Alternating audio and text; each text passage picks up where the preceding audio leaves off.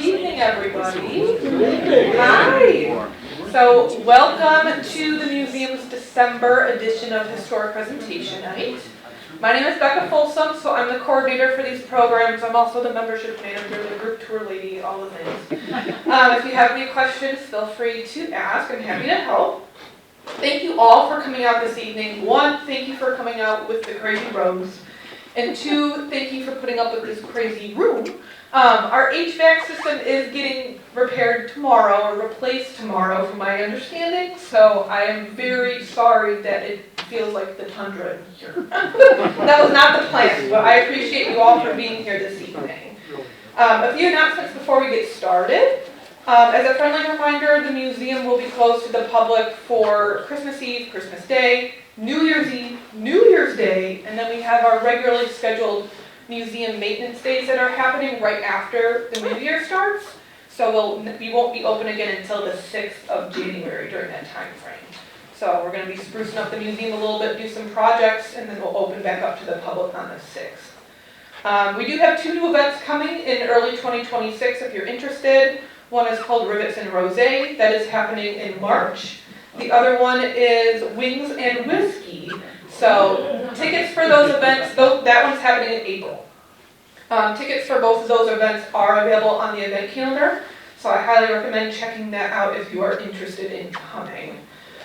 We have Historic Presentation Night on the first Wednesday evening of each month, with the exception of January, so we will not be seeing each other again until February. So we will not be meeting until February. All event information is typically on the website. We do have February's program information on the website right now, and I am working with our marketing people to get the rest of the first half of the 2026 schedule up on the website so everybody can check it out. I'd like everybody to silence their phones if you have them, just as a friendly reminder as we get started with tonight's program. And I'd like to welcome our speaker, Mr. Kirk Haas, to the podium. Thank you.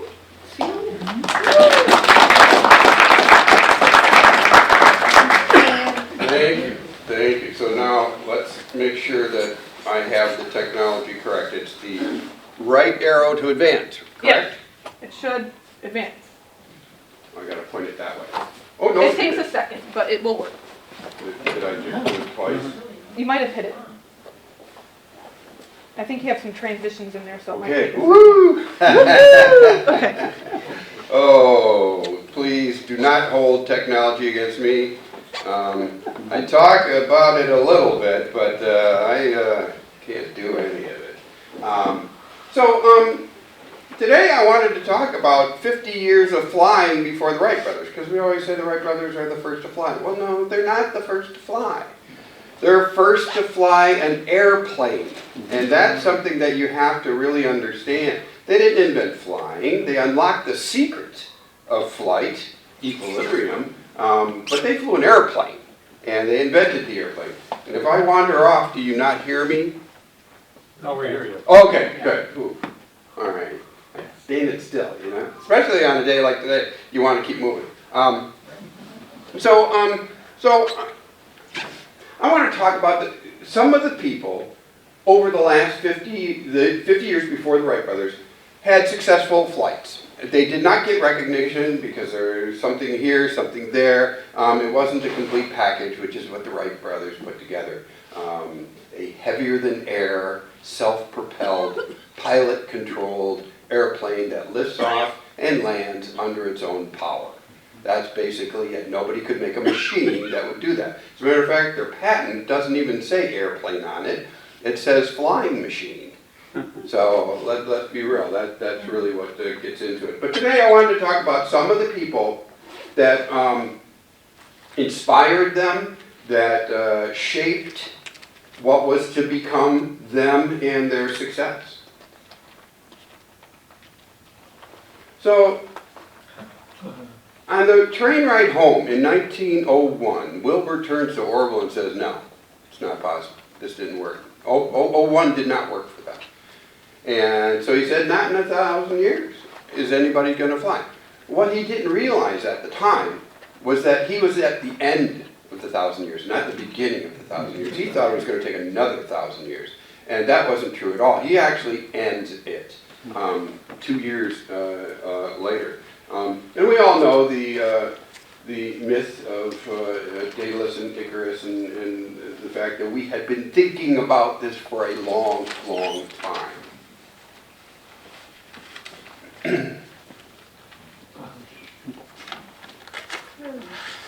Now, when I say 1,000 years, they fly in 1903. This guy flies in the year 850. That's 1,050 years before the Wright brothers. This guy makes a wing. He gets on it, jumps out of a tower, and he floats down. And was he flying? Well, if you ask Woody, it's creative falling, but what it was is that he's the first to be talked about, to be written down. Hey, look at what this guy did. And so that's why we have evidence of his success there. I never heard of this guy, and I work in Greenfield Village, and in Greenfield Village we get people from all over the world.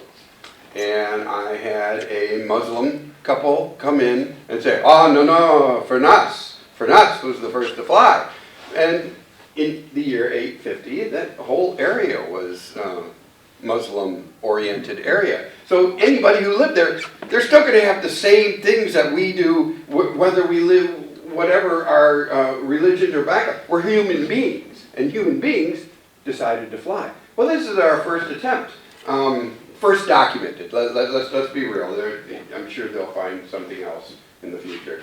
The next guy is another 800 years later, and that's Celebi.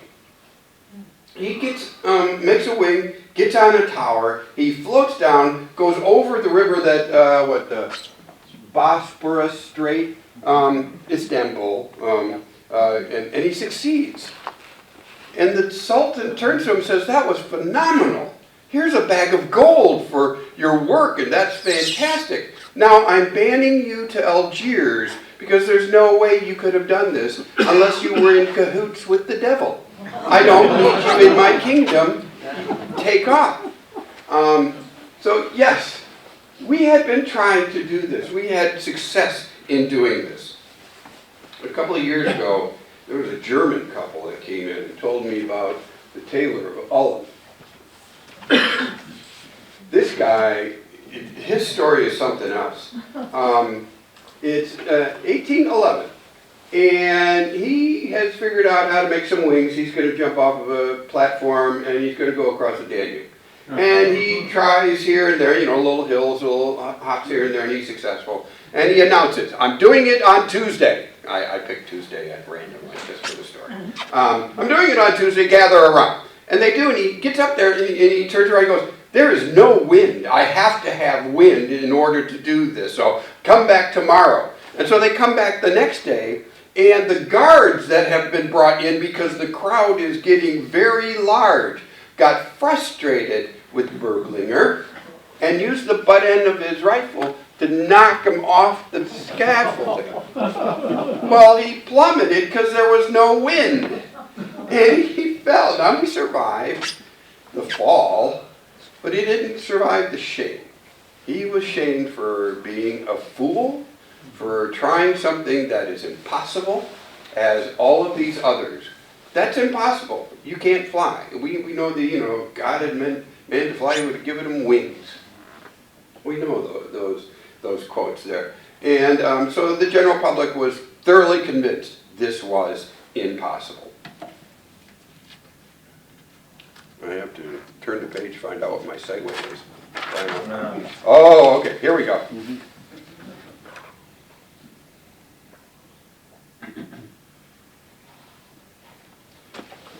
In 1810, George Cayley writes an article, and he says, in order for man to fly, he has to overcome some physical forces.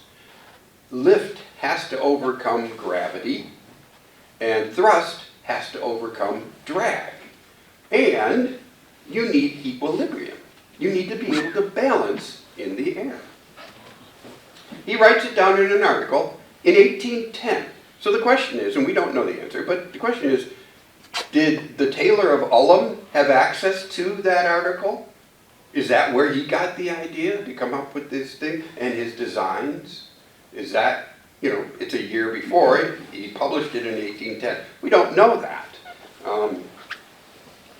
But Cayley is the first one to actually take a sample of a wing, tie a string on it, and spin it around, and then add weight to the wing to see if that wing will give you lift as it's spinning around.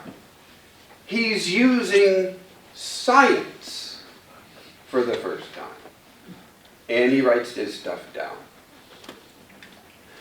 Let's see, so that was 10, so in 50, so 40 years later, Cayley has finally decided to be, finally figured out how to pull this all off. And he comes up with that sketch you see down there on the bottom. The picture above is a modern recreation of his flying machine. But he comes up with an idea. And what he does is, in 1852, he builds that little boat thing with a wing on top of it. And I don't need the little red pointer, do I? You're doing fine? No. Okay. And he attaches it by rope to a team of horses and lets the horses run. And it picks the kid up and it floats in the air. And that's flying. The kid was flying. So a year later, he makes it, he adjusts the weight and the stability of it. And he puts an adult in it, his coachman. He gets him to sit in the boat. And it happens again. And it works. Cayley is successful. After that one landed, though, his coachman got out of the boat and quit. He told Cayley, supposedly, he told Cayley that I was hired to drive and not to fly. That was the scariest thing I've ever done in my life. I handed in my resignation. So the point is, it's the 1800s. You know, I showed you a couple of people prior to that, 1800s. That were trying to figure this out. Cayley does figure it out, and he figures it out in 1810. What country is that? Cayley, England. And there's just, I just said all of that stuff. Did I leave anything out? Nope. Okay, good. Now, I'm going to jump over to India. Again, I had international guests come in and tell me about this guy. Now, he didn't fly, and they didn't claim that he flew, but what he did is he made a model, a big 5-foot type model of a flying machine, and he made it fly, and he was successful in getting that done. But he didn't go on any further. But the reason that I bring this up is that you'll notice that in England, in Germany, in America, in India, all across this globe, man is trying to figure out how to fly. Well, why wasn't this taking place 1,000 years prior to that? Why did it start with one guy in Spain with a paper wing, you know? But the point is, it's all happening across the globe. My theory is that technology and innovation is actually a human thing, and we all advance at the same rate. And so we all come up with these same ideas, although we're all across the globe, we're all separated from each other. Our brains are all advancing at the same rate, and we get to that point together. Some are the first, some are not the first, some are the first and they're not recognized. But the point is that I think that we all approach this at the same time. I think it's a human technology relationship that has been going on forever. All right. Now, if George Cayley is considered to be the grandfather of aviation, this guy, Otto Lilienthal, would be the father of aviation. Or if you want to call Cayley the father, this is his son.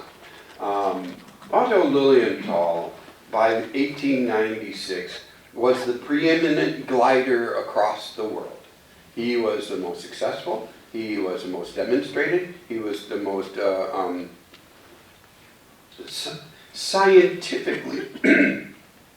scientifically documented glider experimenter of the time.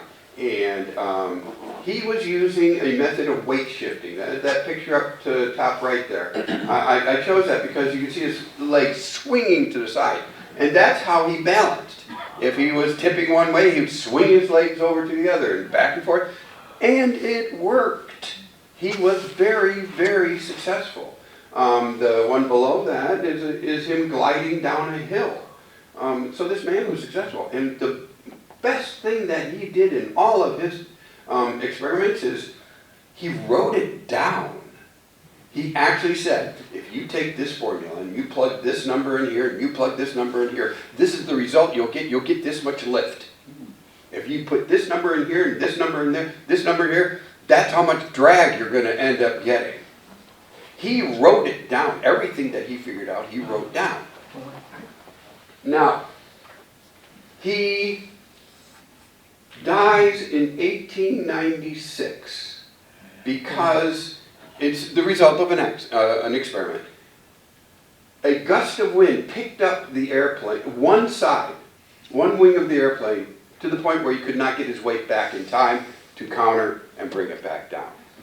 And he tumbled, and the next day he died from a broken back.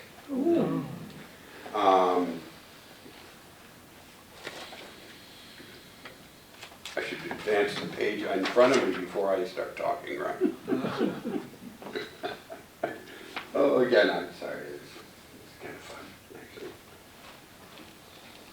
His sister, who was by his side, claimed that these were his last words: sacrifices must be made.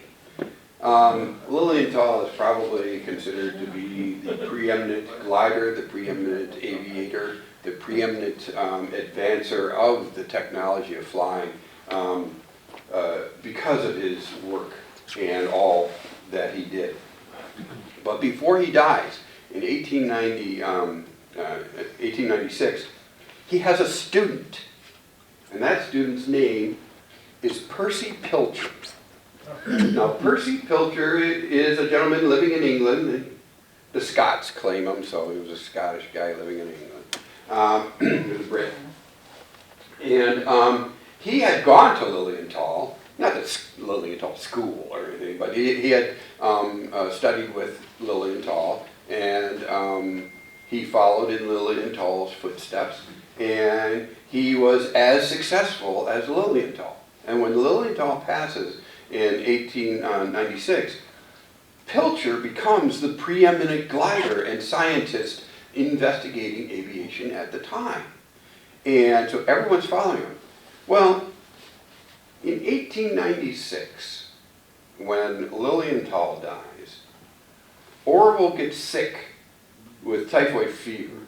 And Wilbur is reading Scientific American. He's a big reader of science. He loved it.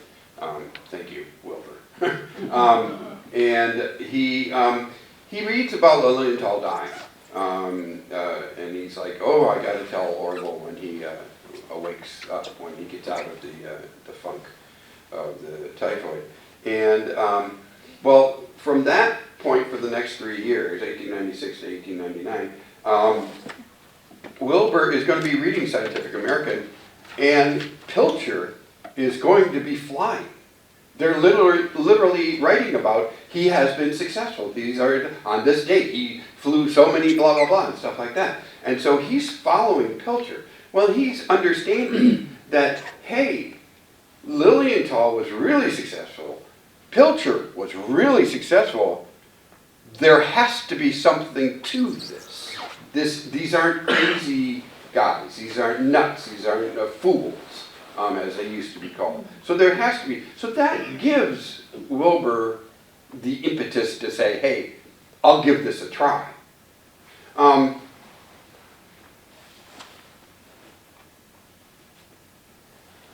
was I going with that?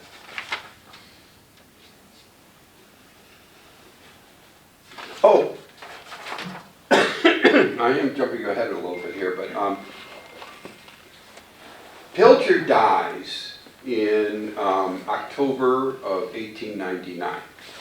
If you know the Wright history. The letter to the Smithsonian asking for help in making a glider is written in May of 1899. So Pilcher is alive when Wilbur makes his initial investigation into how to make a glider. Something to remember, the Wright brothers did not see the future millions and millions of dollars that are in the aviation field. They wanted to fly because they were bored in the fall with their bicycle business. There was nothing to do. So they were looking to make a glider as a fun sport to fill the downtime of the fall. It's fall, let's go play football. It's fall, let's go gliding. So that's where the Wright brothers get into it. But it's people like this that convince them it's possible, as opposed to falling into the rut of, hey, this is impossible, it's never going to happen. But in October of 1899, Pilcher dies. Same way that Lilienthal died. He could not get his weight back in time to counter a gust of wind. And he does die. I don't have his last words, so sorry. I'm sure you were all waiting for this. Percy Pilcher's last words were, "Oh crap." No, I'm kidding. I made that up. Okay, so that's jumping in. I had a little bit there. But that actually convinced Wilbur that weight shifting was not the answer. He had already come up with wing warp, the twisting of the wings to get lift on one side at a time. He'd already tested it with his kite, and then Pilcher dies, and that just solidified it with Wilbur. Hey, no, our method is the way to go, and we're the only ones doing it. Everybody else was trying to weight shift. We are the only ones doing it. So that really helped motivate them to press on next year with their glider in Kill Devil Hill. But let's go back to Lilienthal dying in 86, or in 1896, because in 1897, there was a gentleman in France. Yeah. And his name, I'm going to screw this up, I think it's Ader. I'm not 100% on that, but sorry, sir. But he wanted to fly, France wanted to fly. France wanted to be the very first to fly. They were literally setting up prize monies for minuscule achievements. If you can fly in the air for 300 meters, then you'll get 1,000 francs. If you can go all the way over there and not touch down once, trying to get people to be the first to fly, because France wanted to be the first to fly. And that's how Clement here got the money to be able to go and make about 3 or 4 of these flying machines that he had. The tragedy for him is on the day of the trial, it went forward and it just drove in a big circle and it just kept going around in a circle. All of a sudden the back wheel lifts off the ground and it crashes. So he did not get the designation of the first to fly. But again, I wanted to just point out, this is happening all over the place. And at different stages but they're all right on the edge of success. And then these 2 yahoos out of Dayton, Ohio show up and get their muck into it. There's a letter, May 30th, 1899, that Wilbur writes to the Smithsonian saying, "I'm not a crank. I'm watching too many people having success with this. I think I can add my might. I probably won't figure out how to do it, but I can put a little into it. So can you tell me how to make a glider?" And they do, and send them a list of 6 books to buy and a stack of pamphlets, and they devour that, and they come up with wing warp.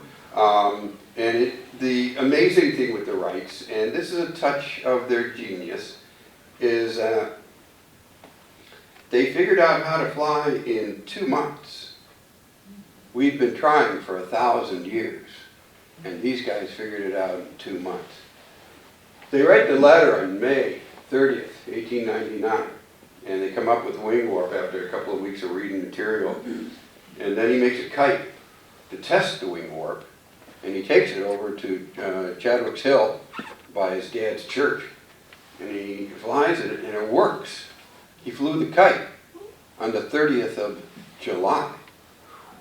He had figured out the secret of flight in 2 months and demonstrated, proved it in 2 months. It takes them 4 years to make a machine that'll carry a human being. That's what that 4 years of innovation and all that we know their history so well. But there's a sketch of the kite up there in the upper right. And if you remember when Wilbur said not in 1,000 years, that was 1901. After that train ride home, they sat down and said, no, we're not giving up.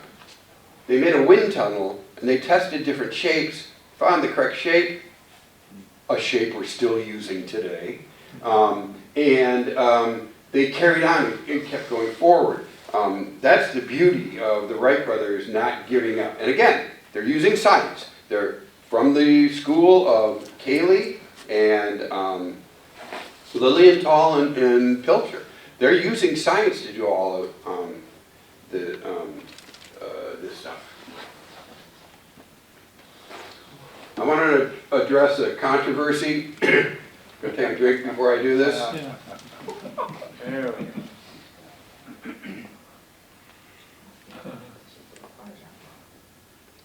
Gustav Whitehead did not fly. I know that's a very controversial comment, and I have been challenged. I've been called a liar. I've been called a lot of names over my belief that Gustav Whitehead did not fly. I claim to have proof. I actually brought a article here with me that my friend Ted shared with me with the proof. So basically what happened is in 1901, Gustav Whitehead, you can see his, I forgot the name of the machine, but he's standing over there next to his flying machine. It's a steam-powered, heavier than air, pilot-controlled flying machine. If it successfully flew, it would have been the first airplane. However, there's a part of the story that a lot of historians haven't found, even though it's out there. I found it. I mean, let's be real, I didn't make it up. But what happened is that in 1901, he waited until dark so that he wouldn't be shamed if it didn't work. And he flew it down the main drag of the town, and he bumped into a building and it crashed. And his employees, he had 3 employees working with him at the time, he said to them, if you tell the press that I flew, then I'll give you an extra bonus in your paycheck. So all 3 said it. Yeah, he flew a mile down there, he turned around, he came back, we were going to do it again, but the weather got in the way. Whatever it was that they said. And that started this whole controversy of, oh, you know, no, Whitehead flew before the Wrights, no, but, and that carried on for a long, long time. And then in, I'm sure in the article it says when he did it.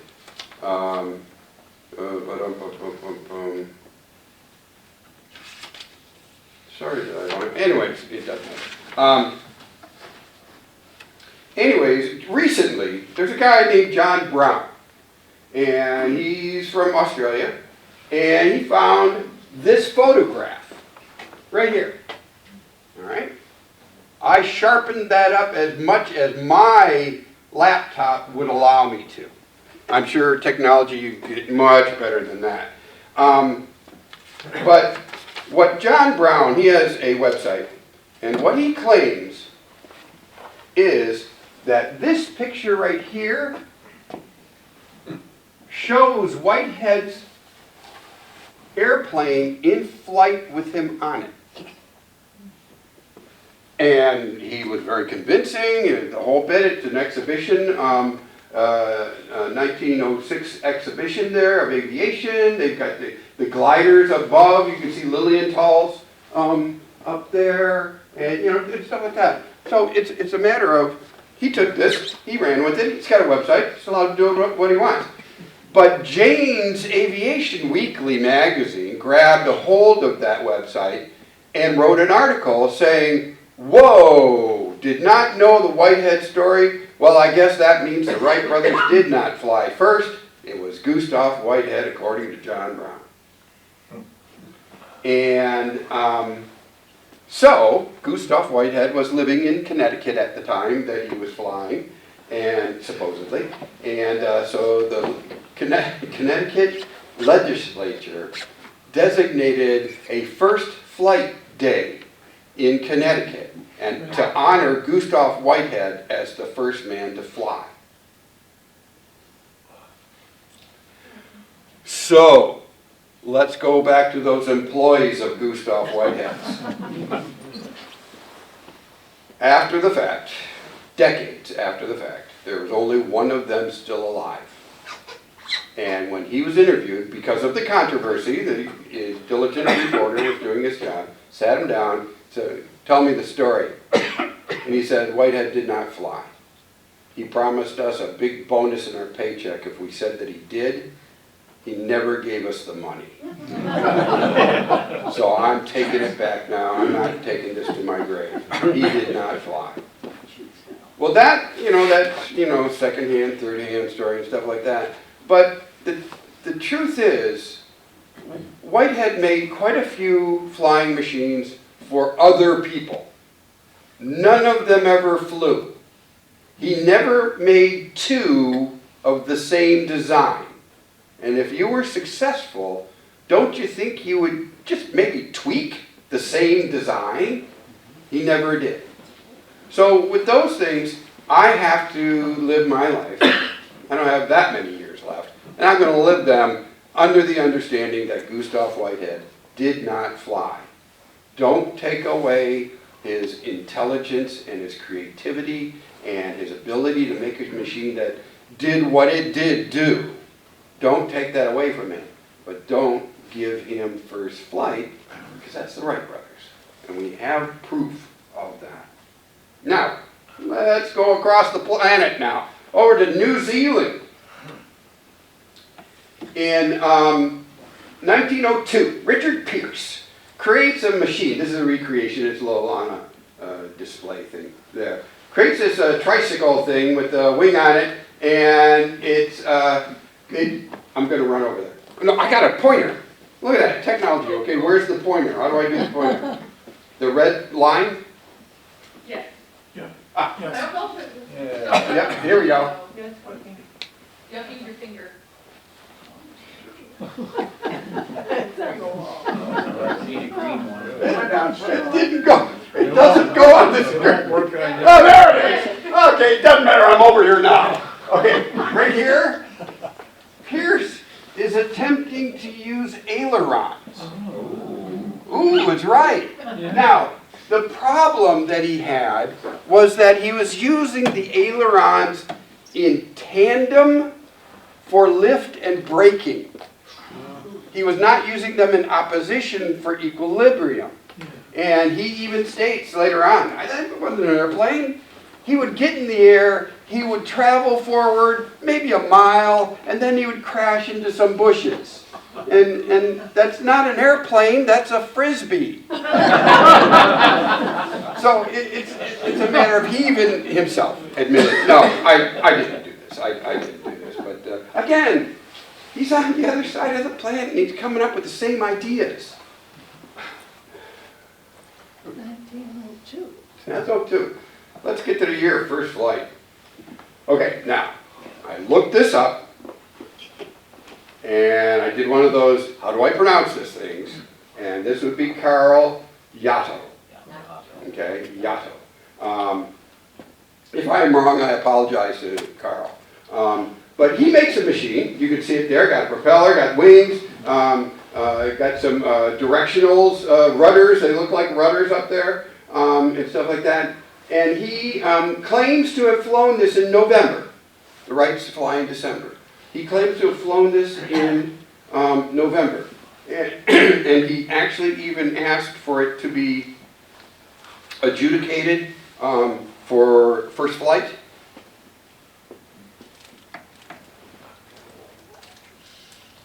And they turned him down because he didn't have a control mechanism. This is all, You got to go back to 1810. Cayley said, you got to have equilibrium. They figure everything else out, but not equilibrium. And as we know, that is how you control an airplane. Oh. Okay, so.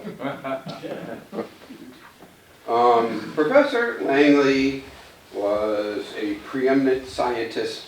He was the director of, early director of the Smithsonian Institute.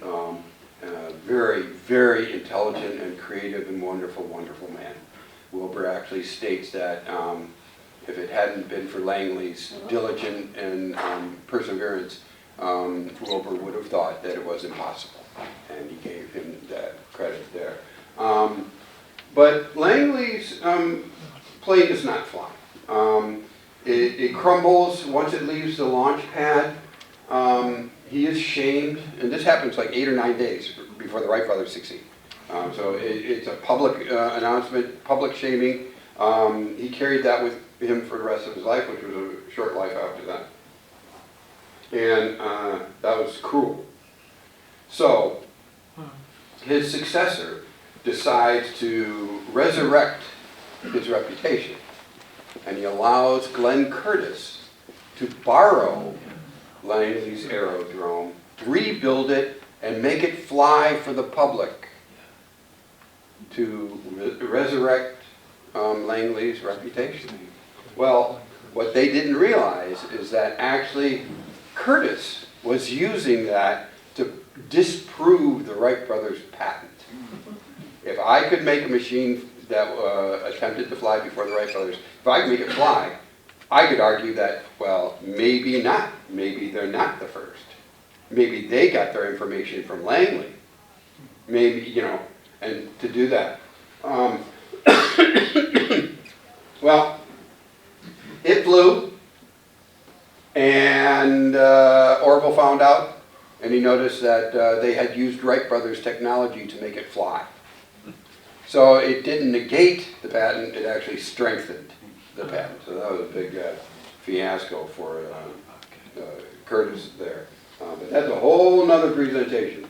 But again, Langley is coming up with this days before, Yaddo, days before the Wright brothers. We're all traveling at the same time in the innovation of this. And then of course we have the most famous aviation picture ever taken in the world, showing the very first time that an airplane lifted off the face of the earth under its own power, piloted by a man, and traveling forward without a reduction of speed from the same level. Now, everyone, I frequently get the, they went 120 feet, only 12 seconds. Well, okay, so here's the thing. It's the very first time he's ever been flying this machine, okay? Think about when you were on a bicycle for the first time, okay? Very first time on it, so he's a little bit nervous. He knows what he's doing, he's confident, but yeah, there's nerves going on there. He gets up, he's traveling forward, and all of a sudden a gust of wind hits the airplane. What does he do? Gets scared. Oh crap, and he lands. That's pilot control. So that took off and landed under the control of the pilot. That's what gives the Wright brothers the designation as the first to fly. Now, who has not seen me present about the Wright brothers before? Okay, I'll tell the story. Do I have time? Oh, I sure need time. Okay, so this photograph actually captured the very moment that the very first airplane lifted off the face of the earth under its own power. Now, I get challenged. I present the Wright Cycle Shop and I talk about this picture. I get challenged from the kids. Let me see if I can do this. No, I can't do that. Okay, I get challenged. Hey, hold on.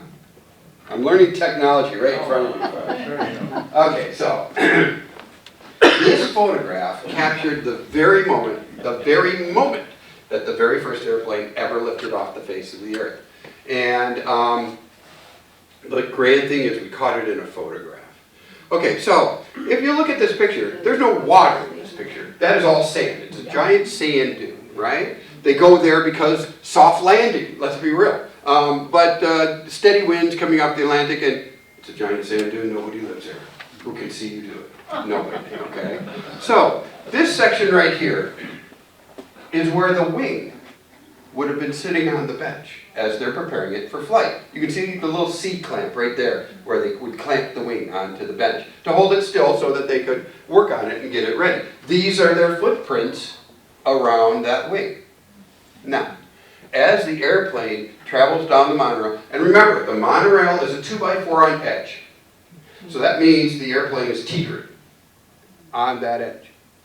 So that means one of them has to run alongside, keeping it level until it picks in the air, and then the pilot has control over it. That's what they patented, is that control.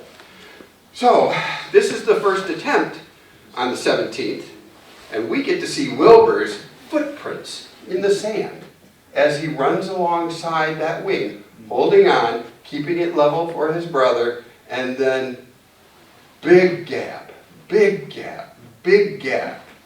He's not running with the airplane in this picture, he's backing up.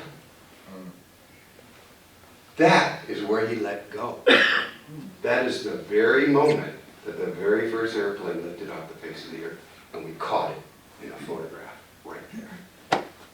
Now, I promise you, you will never, ever, for the rest of your lives, look at this photograph without searching for those footprints. And I do that on purpose, because this is the grand finale of the Wright Brothers and the success in airplanes.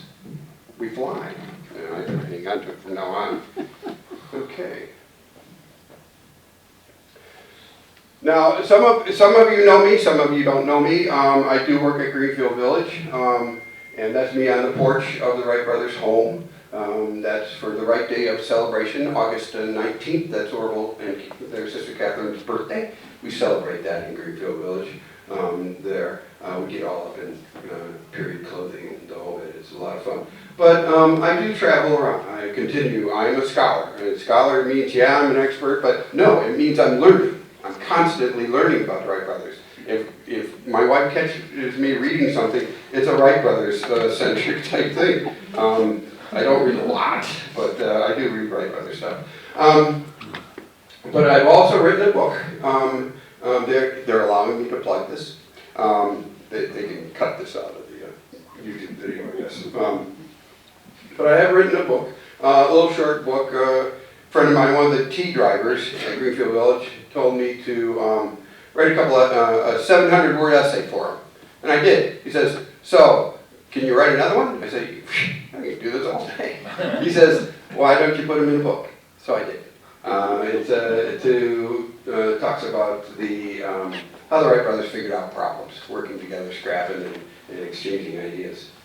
I do have some over there, and if you want to buy one tonight, you can, $10, or you can go on Amazon and buy it at your leisure.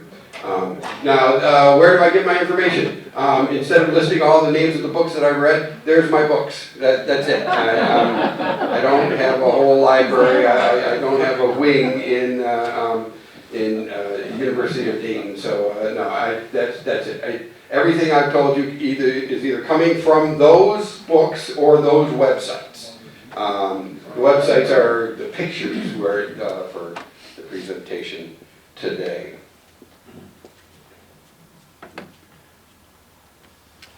Now, Bill is here. He's sitting right there in the second row there. This was the trip we took to the Smithsonian to see the first airplane. And it was a fun time.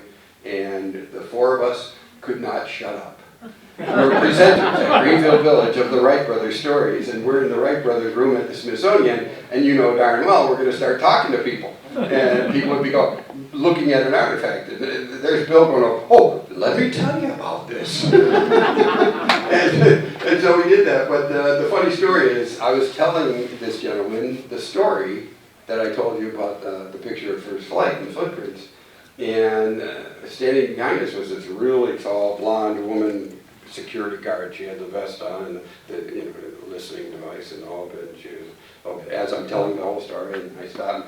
Bill comes over, grabs me by the arm, and goes, "Kirk, let me show you this over here." He drags me away. And so we go around the corner, and there's that big blonde security guard giving the presentation to this gentleman about the pieces that went to the moon with Neil Armstrong.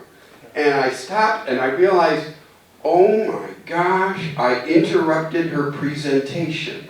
And I felt so bad that after her presentation, that she was given, I pulled her aside and I said, "I am so sorry that I interrupted your presentation." She goes, "Oh no, that was wonderful. I did not know that. That's really good." I said, "Well, I do want to apologize. My name is Kirk Haas, and I am a presenter at Greenfield Village, and I talk about the Wright Brothers and the buildings and their stories." And she puts her hand out and says, "Hi, I'm Diane. I'm the director of the Smithsonian Air and Space." And I'm like, oh crap, I told her where I work. But she did take the Henry Ford. Probably about 30% of the artifacts that are in the Smithsonian Wright Brothers room came from the Henry Ford. You can just look on each of the artifacts down below. It'll say the Henry Ford, the little plaque down below. The bicycle that they have there was given to them from us. Do I have anything else here? Or is that it? Oh, questions. There we go. Now, before we get into questions, I know it's cold. It's not that cold now. Look, I want to say thank you to the Michigan Flight Museum. There's a wonderful program they have. They keep inviting me back. I don't know why, but I'm thankful for that. So if you don't have any questions and you do want to book out early, on your way out, look up. Because there is a 5-foot model of the Wright Brothers airplane that was built by my mentor, Dale Whitford. And I'd like you to just take a moment when you get underneath it and look up and say, "Thank you, Dale." Okay, questions? Was there an air base or some kind of a site named after Langley? Yeah. Oh, yeah. Langley Air Force. Virginia Beach area. Well, that's the Langley. That is the Professor Langley, Yeah, Samuel okay. P. Langley. That's who that's named after. Right. Yep. Can you talk about some of the early power sources that were on these planes? Or that didn't fly? Small steam engines, mostly steam. So how much did they weigh? Maxim is the one who put a huge horsepower steam engine on his thing, to the point where he actually did it on a railroad track, and he put a chain to the railroad track so that it wouldn't go flying up, just prove it's lifting, don't go too high, oh my god. Mostly steam, yeah.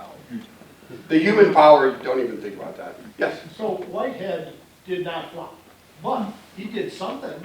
Was Yeah. it just taxiing for a few hundred meters or what? Whitehead? Yeah. No, I do believe that he lifted into the air, Oh, okay. but it's not an airplane. Oh, I see. I believe he got in the air and traveled forward. They did state before this supposed event that he did do a few hops in his machines. So was it a glorified glider or something? Is that? Um, what was it? Well, you know, we call them dolphin leaps, where you get going and you do get the lift and the thrust, but you can't sustain it, so you come back down, then you get up again, and that's sort of leaping. Quite a few innovators got to that level of success. Was there a motor on his device? On Whiteheads? Yes. Yeah, it was steam. It was a steam engine. What's the steam engine like? That I don't know. You know, this is the engine guy right there. I put him on the spot there, but I really don't know. So there were hot air balloons and other forms of aviation in the 1700s, 1800s. Was there ever any thought to just sort of modifying a balloon and making it more controllable so that it would essentially Yes. qualify? Yeah. Part of the problem with the air balloons that they tried to turn into self-propelled stuff, is that the propellers they were using were based on marine props, and water and air are totally different properties when it comes to thrust through it. And so their propellers were very inefficient. And so that's why that leap does not succeed. But yes, it was tried. Okay. What about herring? Okay, so I didn't bring up Herring. I also didn't bring up Montgomery. I selected a few. I didn't want to get an exhaustive list. It was more to indicate that these were people that were motivating them. These were the people that the Wright brothers were paying attention. Herring is a gentleman that does get a level of success with his gliders. He does try to work with the Wright brothers. It does not work out. Montgomery is a gentleman who independently does create a flying machine, and he lost the patent infringement fight with the Wright brothers. And so there are a lot more. As a matter of fact, dozens more who had a level of success. I do encourage you to go out there and read about them. And if you have any connection to a loved one who has some ethnic background, either German or British, or focus in on that person, because you'll find a lot of information from that country, because they're proud of them, as they should be. They should all be proud of them. A lot of the models you showed are what we would think of as a traditional airplane with the tail in the back, with the horizontal stab in the back and the vertical stabilizer. What drove the Wrights to flip it, essentially, in their version? Oh, okay, excellent question, and I'll get to you right after. So here's the thing. The Wright brothers airplane is a pusher airplane. A tractor, it pulls the airplane through, like a tractor pulling device. Whereas a pusher pushes the airplane through. Now, the Wright brothers incorrectly, they weren't perfect, incorrectly believed that the air going over the curve of the wing had to be in a straight line, or it would become ineffective. And we now know that's not true. But that's what they believed. So they said it has to be pushed through the air with the propeller. That's also why they believe the elevator in the front needs to be there. Otherwise, if it was back here, it'd be behind. So those are decisions that they get wrong, but it still works. So I love the Wright brothers, and I've studied some of the other early aviators. What I love about the Wright brothers the most is that it took two of them, that neither one of them had all of the facets to make it all the way up into the air. Would you talk a little bit about their relationship and how that balanced? Sure. If you ask their dad, he would say they're equal. Let's be real. We're dads. We're not going to pick one over the other. But Wilbur and Orville had unique qualities that really made them unique in their own way, but pretty darn ineffective working alone. Wilbur could look, he was cerebral. He could look at a problem and he could come up with the solution to that problem in his head. But he couldn't make anything to actually affect that. That was Orville. Orville was mechanical. He could look at the problem, look at the solution and go, okay, well, why don't we take a shaft over here, we'll put a gear on over here, and we can chain pull it over. That is where his brain was. And that's a crucial reason that when Wilbur dies, Orville sells the company. I'm done. Go away. Don't bother me. Okay, I'll look at your device. Yeah, looks great. No, it's not going to work. But yeah, it was those two separate things that working together now really came up with their solution. Now, that's not to say that Wilbur was incompetent when it came to making things. He was very talented. His mother was the daughter of a carriage maker. She grows up using hand tools. She teaches them how to use it. So they both know how to make things. But it's the problem solving that they have to work together in order to come up with the solution. Wilbur could look at it and say, well, that's the problem. And Orville would say, then do this with this machine, this thing. It's interesting to watch them and to think about the Whiteheads and the Curtises and some of the others. They didn't have a brother No. was their alter ego. And that was part of their problem, is they were convinced that they were correct. They didn't have a brother to say, And they had to listen to their brother, and they did fight. okay, It's so, very interesting. so she's heard me talk before, so let me just tell the scrapping story, because this is one of my favorite stories about the Wright brothers. The Wright brothers are siblings, and they argued, just like everybody does. We all argue. We all scream at each other at some point in our life. Well, their dad is a minister, and he doesn't like this taking place in his house. So what he does is, in the middle of their argument, remember they're kids, in the middle of their argument, he stops them and makes them switch sides in the argument. Will had to take Orb's idea, and Orv had to take Will's idea, and then they had to finish the argument from the other person's point of view. What their dad is teaching them is that every idea has merit, or the person would never have come up with it in the first place. So, to show a little bit of respect, if you can find something good in an idea you think is wrong, and you both do that, those are the things you agree on. Why are you arguing? This is just a discussion now. And the Wright brothers used that on purpose for their entire lives. Charlie Taylor, their machinist, the guy who made that engine, wrote an article for Collier's magazine, and he said there was one day 2 boys were in the back room screaming at each other over propellers. That was the hardest thing for them to figure out, is propellers. And they're screaming at each other. They left work early. And the next day they come in, and Wilbur goes over to Charlie and says, "I'm sorry you saw that. That was disrespectful of us to do that in front of you. But I like Orville's idea, so we're going to do it his way."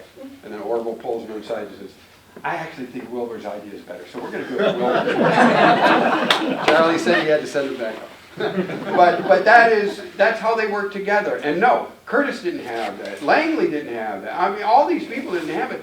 And if they did have people, they were employees who were saying yes, sir, to get paid.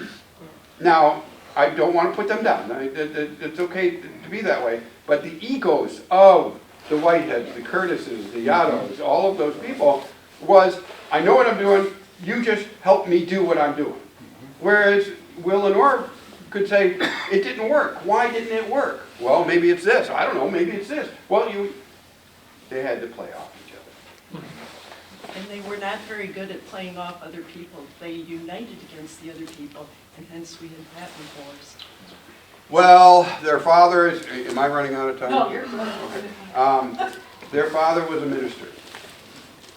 And he taught them early on that there's a level of righteousness that you deserve. That if you do something and you achieve something through your hard work, you deserve to have credit for that. And in that time period, that was called a patent. And the Wright brothers struggled for 3 years to get that patent through, and they succeeded. And so when it was challenged, or when people started to use the patent without paying royalties, the Wright brothers challenged them. And the challenge was never, I want your company and $3 billion, and no, it wasn't. We want the royalties. Just give us the royalties, and you're fine. You can do all you want. Just pay the royalties. And they won every single patent infringement fight they had. Even Curtis. Curtis was the nemesis. Orville said that Curtis killed Wilbur because he kept him in court for 2 years straight, arguing the same thing over and over and over, and Wilbur was exhausted. And after one day in court, he went and had some seafood and caught typhoid and died. And now, that's speculation as to what caused his typhoid, but he did. He was exhausted and did not survive it. So Orville held out against Curtis, but that's Curtis's ego. He couldn't just stop and pay the royalties. Now, here's something about the patents. If you think negatively about patents, patents are wonderful things. In the Wright brothers' case, yes, they had a monopoly for a while. Not long, but they did have a monopoly for a while. They became filthy rich because of that. But stop and think. If you didn't want to pay the royalties, what do? You innovate around the patent. The Wright brothers, sticking to their patents and their guns, forced people to innovate, to get around the patent. That forced innovation, that advanced aviation overnight. 10 years from their first flight, World War I airplanes are poking their noses in each other's space. So I mean, I think that the patent wars were a good thing for aviation, not holding back. The Wright brothers did not continue to aviate much after that. I think they had 13 models total, different versions, but no, Orville just didn't want to continue on without it. Any other questions? I'm sorry if you covered this, but when did it actually begin to work on crafts, and how many iterations did it take to get to this final product? The first airplane Yeah. you're talking about, okay, so in 1899, they make a kite to test a theory of wing warp. In 1900, they make a glider, and they have enough success on that glider to believe they are successful. 1901, they make improvements on it, they take it out there, and it fails. And they're like, what are we doing? What's going on? And then the next year, they took the improved model, the 1902 model, and it's perfect. The best glider in all of the world at that time. And then now 1903 is just about putting an engine and propellers on it to make it an airplane. I saw another hand go up. I wonder if you could give a recap of the circumstances with the Selfridge crash. That was with one of the Wright. Okay, so what the gentleman is bringing up is the first fatality in a Wright Brothers military aircraft. And the first gentleman that died, his name is Lieutenant Selfridge. And Selfridge Air Force National Guard Base is named after him. What happened is that Orville was in Fort Myer, Virginia at the parade grounds, Army parade grounds, demonstrating his airplane. The American government had signed a contract, and they said it has to pass this test. He takes it out there to pass the test. Part of it is carrying another person. And Charlie Tailor was with Orville on that day, and Charlie was going to be the passenger and to show, look, two people in an airplane, you know, the whole bit. And Lieutenant Selfridge, who was working with Alexander Graham Bell and the AEA to try to figure out how to fly, and again, a lot of people were doing this, he bumped Charlie and said, no, this is my flight. And he bumped him, and he got on the plane, and he had a nice flight. A little bit into the flight, one of the guy wires in the back, or a piece of the propeller breaks off and breaks a guy wire, which twists the shaft with the propeller to the side and started cutting. And he loses control of it, and it nosedives. And it lands. They're both thrown forward. Orville breaks leg, hip, ribs. Lieutenant Selfridge dies. And so he becomes the first fatality for Selfridge, and that's our National Guard base, National Air Guard. That first engine was cast iron or aluminum? Yes. Yes, the first airplane engine, part of the problem, the Wright brothers wrote to roughly about 10 engine companies and said, we need 8 horsepower, but it has to weigh less than 200 pounds. And these people are writing back going, you know, the cast iron alone it's going to be that. But they were very heavy, and you couldn't get that ratio. So they either said, no, it's not possible, or no, we're not going to do the one-off. It's a waste of our time. So their mechanic, Charlie Tailor, he had made an engine before. He kind of maybe knew what he was doing. And he and Orville sit down and say, well, what do we need? Can we do this in the whole bit? And, well, Charlie had worked for a gentleman, and Orville had some business done at the Miami Iron and Brass? Buckeye. Buckeye. Buckeye. The Buckeye. Buckeye. Iron and Brass. And this is before they started playing football. Okay. Actually, shortly after. That's right. It was down the street on West Third. Yeah. They went to the gentleman, and he says, there is a new metal out there. It's called aluminum. It's strong and it's lightweight. Why don't we give it a try? So they ordered a block of aluminum, and they ended up casting the first aluminum engine block. Now, that engine came in at 165 pounds, and it gave them 12 horsepower. And that was the very first time an engine block was cast on aluminum. Other question? It has been said that they were so scientific that they predicted on their designs how much lift they'd get per square inch, and they designed the weight of the airplane and the engine around those calculations. Okay, they were very scientific, and yes, they calculated all of those things out. As to the shape of the wing, that actually was Lilienthal. But Lilienthal's formula was flawed. What the Wright brothers did is they tweaked the formula to get success. But everything else that you did, that you just said there, yeah, they were scientific. They knew they had to calculate. These guys knew that you could survive a crash from 15 feet up. Because they calculated, okay, if you're falling and the speed you're falling in, the weight of your landing, you'll survive. So that first day of flight, they never went over 15 feet. And stay here, we're close to the ground, we crash, we survive. Wilbur also promised his father that he would not. Well, what you just pointed out is that Wilbur did promise his dad that he knew the risks. And he was very mindful of the risk and would not take a risk that would cost him his life. And he promised his dad that. Now, his dad made the two of them promise to never fly together because he didn't want to lose them both. However, was it 1910? 1910, my other scholar experts here. 1910, they did go out to Huffman Prairie, and they were practicing the airplane, and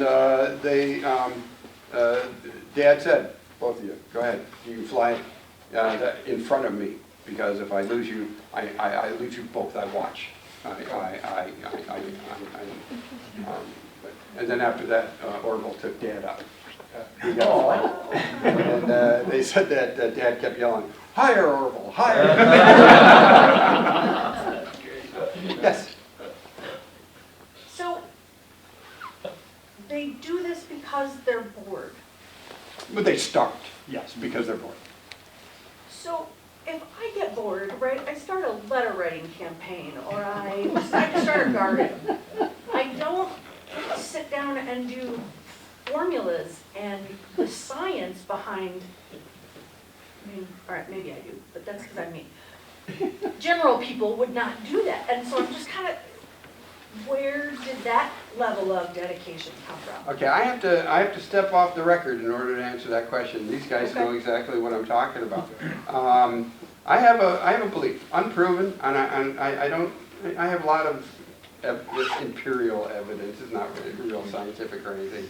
I think the Wright brothers were autistic. If you look at any physical or emotional or social description of Orville Wright, you are describing a shy, autistic, brilliant person. At home, where he's comfortable in a safe zone, he's a prankster. He's all over the place, big joke teller, the whole bit, everything. You take him out in public, he shuts down.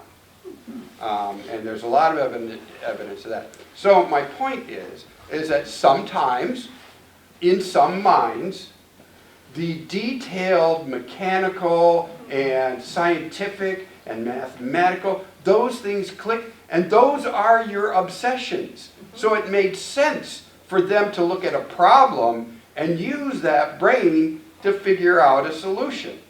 Again, when they're starting, 1899, they're not talking about an airplane, they're not talking about World War I. No, they're looking for a fun bicycle to hop on and go riding on. And it flies in the air. That's all they're looking for, and that's what begins. But it's triggered. And it's triggered when Pilcher dies doing the same thing Lilienthal did. The boys had already figured out the secret of flight. They'd already figured out equilibrium. But nobody else was doing it, and they're like, why? What have we figured out that nobody else has figured out? Well, the secret. Yeah, that's what you figured out. So I think that's where their brains were coming from.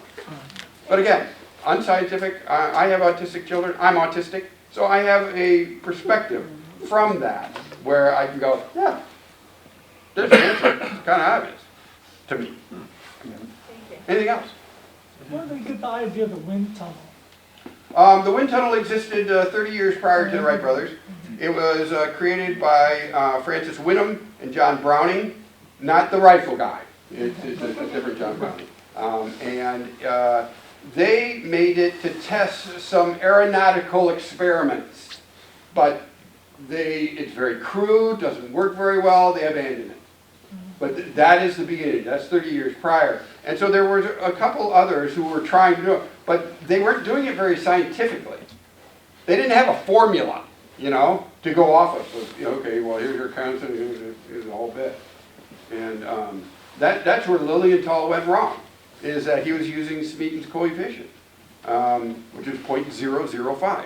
John Smeaton is the guy trying to perfect the windmill blades for the windmills. And he came up with 0.005. The Wright brothers tested and went, no, it's 0.0033. What are you guys doing here? We think that's minor, but if you're a mathematician, it's huge.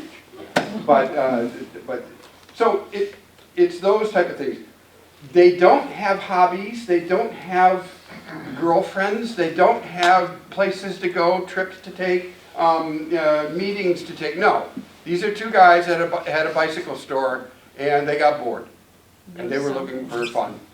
And the fun was found in their unique take on something that people were trying to do. There's another hand up over here. Yeah, how did they decide on 2 wings versus, say, 3 or 1? Is it just that's how their math worked out? Square footage. You need a certain, in the calculations, you need a certain square footage of plane, that's why they're called airplanes, the wing is a plane, of a surface area to get the lift needed for the weight. Octave Chanute, he is a gentleman that wrote a book that they read, he became their mentor. He was trying the double-deckers because you didn't have to have this huge wing. You could cut it in half and put one on top of the other. You've seen some with 3, 4, 5, 6, and those, they don't work. They were following information that they had available to them for that change. Yes, thank you very much for great talk. I noticed in your picture with your books on the shelf, you got the David McCullough book, which I've read. Can you recommend a second book that... Another one? To follow up, besides yours.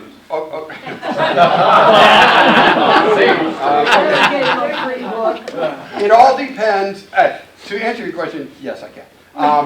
It all depends on your level of technological desire. McCullough's book is a great story. It tells Wilbur's story. I love it. It is not technical. It will not put you to sleep. It's a great read, a wonderful family story. He's a great author. If you want technical, then you're... Tobin? Yes, Jacob. Jacob is the director of the Air and Space. So Tobin. Now, if you want a gospel, a one-place book, and that's all you ever need, that's Crouch. That's Tom Crouch. Dr. Crouch was the director of the Air and Space Museum, and he wrote the definitive everybody in the family story. And he does spend some time technically on the wind tunnel and other aspects and stuff like that.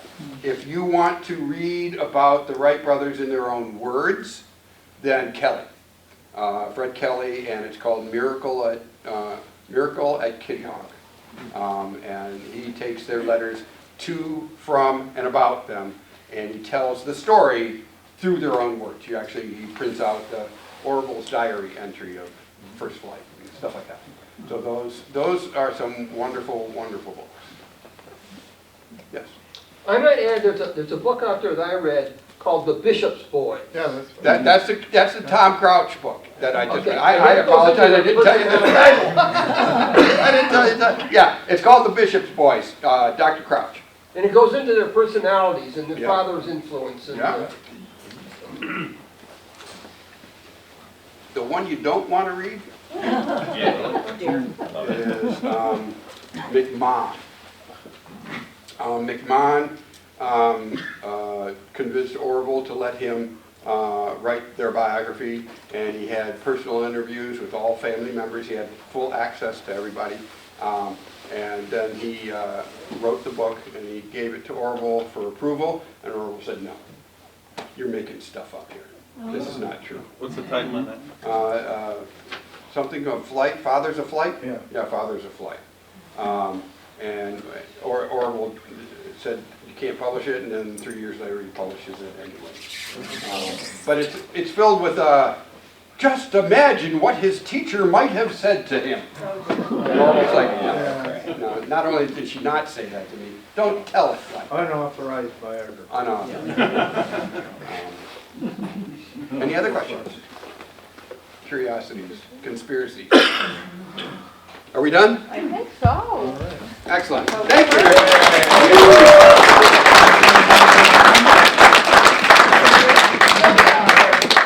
Thank you so much for speaking this evening. We appreciate you coming out.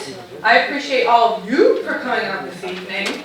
Again, we will not be meeting next month, so the museum will be closed the first Wednesday evening of the month. So we will see you in February. We will actually be having a representative from the Michigan Storm Chasers group in the state come out. So he'll be talking a lot more about their organization, but he is going to connect it with aviation, meteorology, and I know he mentioned he has some experience with drones too. So he'll be talking about that in February.